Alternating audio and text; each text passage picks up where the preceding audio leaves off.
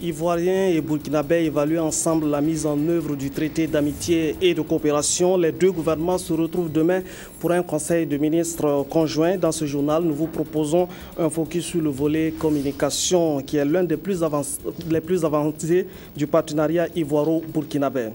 Kabonga, une zone réservée au pastoralisme, mais aujourd'hui, cette zone de pâturage est occupée par des agriculteurs, occasionnant de récurrents conflits avec les pasteurs.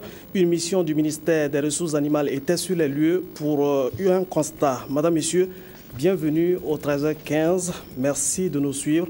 Parlons tout d'abord de l'organisation du 11 décembre 2014. Les préparatifs sont bien engagés du côté de Dédougou. La ville est en chantier pour offrir un cadre propice aux festivités du 44e anniversaire de l'indépendance du Burkina Faso.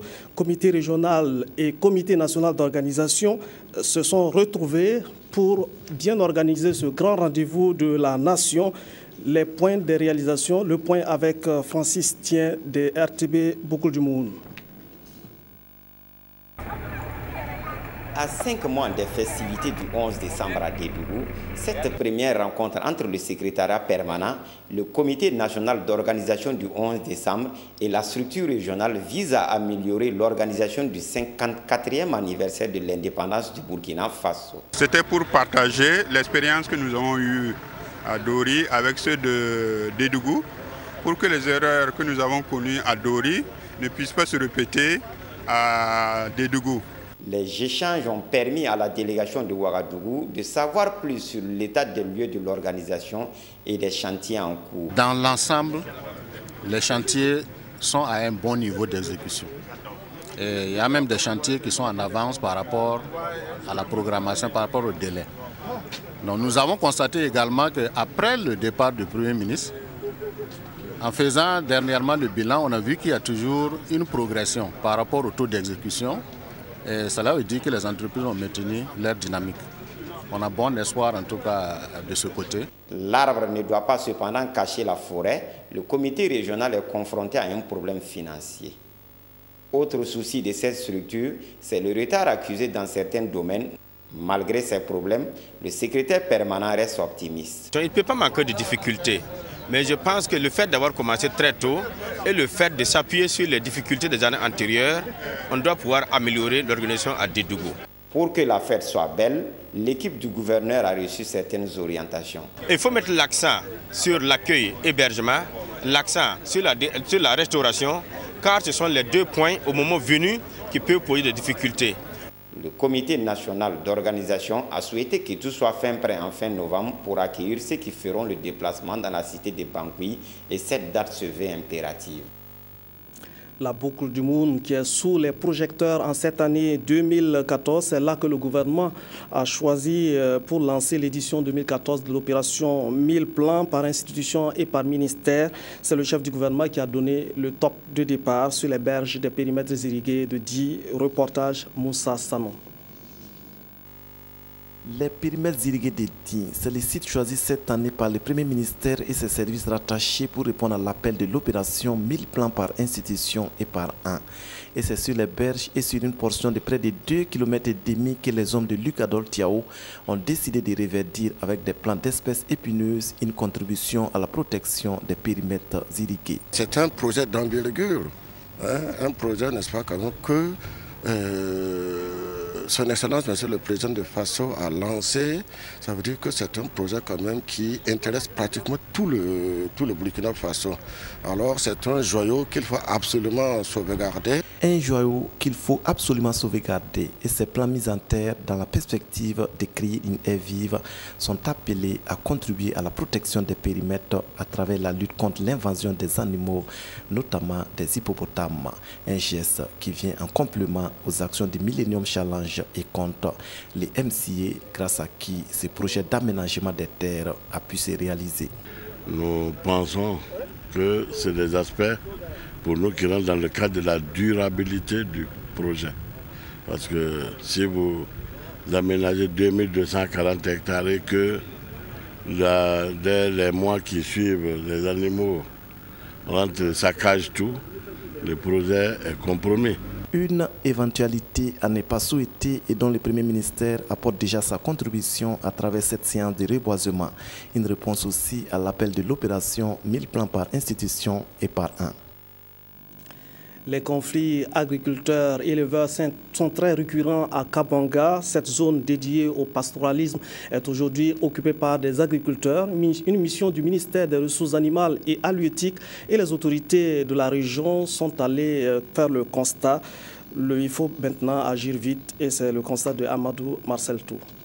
Et cette délégation du ministère des Ressources animales et halieutiques et des autorités locales avait pour mission de faire un constat réel de l'occupation illégale de cette zone pastorale de 51 000 hectares par des agriculteurs. La visite a permis de confirmer les écrits que nous avons reçus jusqu'à présent par rapport à l'occupation de la zone. Et le peu que nous avons vu, la zone est effectivement occupée par des activités qui n'étaient pas prévues d'être dans la zone, ce qui oblige les éleveurs transhumants et même les éleveurs locaux à rester un peu en dehors de la zone.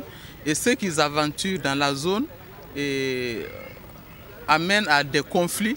On nous a cité plus de 100 conflits depuis le début de la saison des pluies. Et cette rencontre d'échange et de sensibilisation est une tribune pour éleveurs et agriculteurs de s'exprimer tour à tour afin d'enterrer la hache de guerre.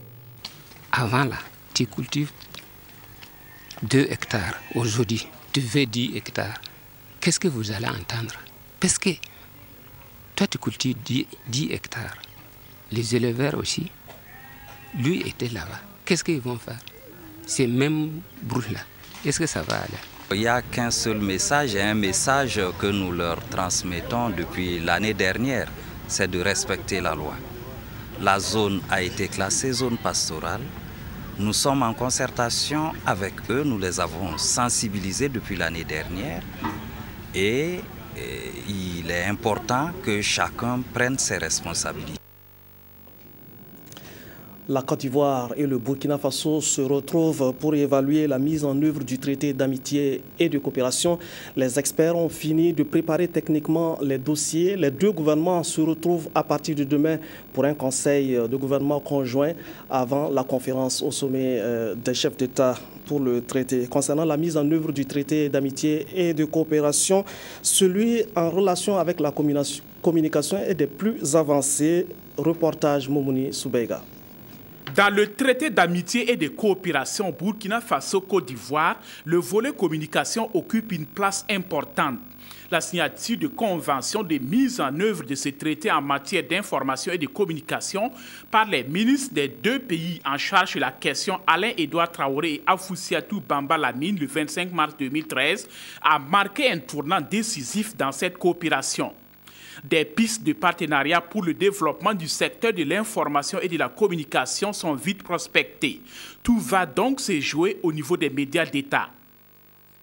Un partenariat gagnant-gagnant s'établit donc dans les domaines de la coproduction et d'échange de programmes, ainsi que la reprise des articles. Nous le faisons concernant les différents secteurs de la communication, c'est-à-dire la télévision publique, la presse écrite publique, la radio, l'information du gouvernement en général, et évidemment nous le traduisons aussi par une imprégnation de nos 2 cultures. Il faut aller vite et de manière très concrète parce qu'au niveau politique, je pense que les plus hautes autorités des 2 pays ont déjà donné le ton et attendent maintenant à voir les populations, les citoyens, les services publics à l'œuvre pour donner corps véritablement à cette volonté politique. Dans cette perspective, des conventions supplémentaires entre la radiodiffusion télévision du Burkina RTB et la radiodiffusion ivoirienne RTI d'une part et les éditions Sidoya et Fraternité Matin d'autre part seront par la suite signées par les directeurs généraux de ces institutions. Ainsi, au niveau de l'audiovisuel, la RTI et la RTB se lancent dans des coproductions. À Gawa, au Burkina, le 3 août 2013, les 2 chaînes conviennent de la coproduction de la série télévisuelle Affaires publiques. À Abidjan, en Côte d'Ivoire, le 14 juin 2013, elle procède au lancement du tournage d'une 2e série télévisuelle Charme et Chagrin, réalisée par Eugénie Ouattara de la Côte d'Ivoire. À la presse écrite, la tendance est la même. Les éditions Sidoya du Burkina et Fraternité Matin de la Côte d'Ivoire conviennent de la reprise des articles et de la distribution des journaux dans les deux pays. Les deux agences, à savoir l'agence d'information du Burkina AIB et l'agence ivoirienne de presse AIPL, devront de leur côté échanger les informations. La coopération en matière d'information et de communication ne s'arrête pas là. La formation professionnelle et les ressources humaines sont également concernées. Les accords prévoient à ce niveau un échange de stagiaires et l'harmonisation des curricula dans les écoles de formation des professionnels de l'information et de la communication, à savoir l'ISTIC et l'ISTC. En somme, au-delà de la communication, les médias publics du Burkina et de la Côte d'Ivoire se veulent plus que jamais un trait d'union entre les deux peuples déjà liés par l'histoire et la géographie. Le ministère de l'Aménagement du territoire et de la décentralisation renforce les capacités de ses cadres. Les techniques de facilitation, l'élaboration de rapports font l'objet d'échanges. Éléonore Yerbanga. L'affirmation est du secrétaire général du ministère de l'Aménagement du territoire et de la décentralisation. La facilitation et la relation des faits participent pour beaucoup au bon déroulement d'une rencontre. Aussi, le ministère veut-il, à travers cette rencontre, renforcer les capacités de ses cadres en matière de technique, de facilitation et l'élaboration de rapports. Le premier souci, c'est le renforcement des capacités des cadres du MATD. Cela fait partie de la stratégie nationale de renforcement des capacités des acteurs de la décentralisation. C'est de les confirmer dans des activités qu'ils mènent tous les jours, mais que nous voulons performantes. Ces activités sont lesquelles? C'est l'élaboration des rapports de façon globale, les procès-verbaux administratifs ou judiciaires, c'est les comptes rendus. Les comptes rendus, vous entendez, comptes rendus d'activités, comptes rendus de réunions, il y a des comptes rendus même d'accidents. À travers cette rencontre, le ministère entend également favoriser un échange d'expériences sur d'autres aspects liés à ces séances de formation. À Bobo-Dioulasso, la CNSS accompagne les jeunes filles à travers la formation aux métiers féminins. La dernière promotion vient d'effectuer sa sortie. Elle a présenté au public les acquis après des mois d'études au centre de formation CNSS. Ces tenues exposées ici sont l'œuvre de ces filles en fin de formation au centre de la Caisse nationale de sécurité sociale CNSS. Après 3 ans passés à l'école, elles disposent désormais de connaissances en coupe-couture, ce qui leur a permis d'obtenir le certificat de qualification professionnelle CQP. Le bilan est satisfaisant comparativement au bilan de l'année passée. L'année passée, on était à un taux de 46%. Et cette année, on a un taux de 67,67%. Sur 18 présentés, on a eu 14,5. Donc, on pense que c'est un bilan quand même satisfaisant. À travers ce centre, la CNSS contribue à l'éducation et à l'insertion socio-professionnelle des filles. Comme appui, les 7 premières de la promotion ont reçu chacune un kit d'installation. Je suis très contente, mais je ne sais pas quoi dire.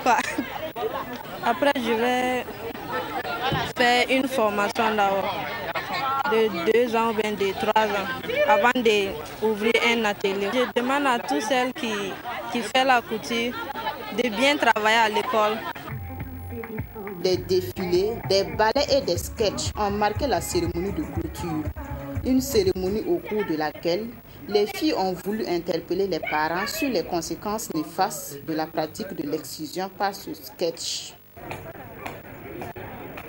De nouvelles coiffeuses et esthéticiennes pour la boucle du monde et pour le Burkina Faso. Elles ont démontré leur talent et savoir-faire au cours d'une soirée à travers des défilés, des expositions de modèles de coiffure et autres démonstrations. Voyez tout cela en images. Elles sont au total 46 nouvelles coiffeuses que le Centre de formation professionnelle et de promotion de la jeune fille vient de mettre sur le marché de l'emploi. C'est la fin de l'amateurisme en coiffure pour cette 3e promotion en fin de cycle. Après 2 ans d'apprentissage, ces filles possèdent désormais le savoir-faire nécessaire en matière de coiffure. On est très content de recevoir notre attestation. L'examen s'est bien passé, nous avons presque tout passé. Actuellement, là, c'est presque... Nous avons presque tout, quoi. Il reste à trouver un local et nous installer. Donc, je suis très heureuse ce matin. Mes projets, c'est de pouvoir mettre en pratique ce que j'ai appris dans le centre, pouvoir réaliser et puis réaliser mon rêve, en ouvrant un salon, avoir beaucoup de clients. Défilé de coiffure, exposition de modèles et démonstration de coiffure ont permis d'apprécier le talent de la nouvelle promotion. Une promotion qui a réalisé un taux de succès de 86% à l'examen du certificat de qualification professionnelle. Cette réussite est le résultat des efforts conjugués du personnel et des partenaires du centre, notamment le Fonds d'appui à la formation professionnelle et à l'apprentissage FAFPA. Pour que les nouvelles coiffeuses soient le reflet de leur école de formation, la directrice s'est engagée à les accompagner. Bon, mon rôle après cette sortie, c'est la suivi, afin de pouvoir les installer ou les placer dans des salons pour qu'elles puissent être employées ou s'auto-employer, c'est tout. Les meilleurs élèves de la promotion ont reçu leur attestation et des kits. En plus des coiffeuses, une vingtaine de filles ont reçu des cours de perfectionnement en esthétique. Selon le représentant du parrain, la nouvelle promotion permettra de rehausser l'offre en matière de coiffure et d'esthétique. Il a donc souhaité bon vent à ses filles. Voilà, c'est la fin de cette édition. Merci de votre aimable attention.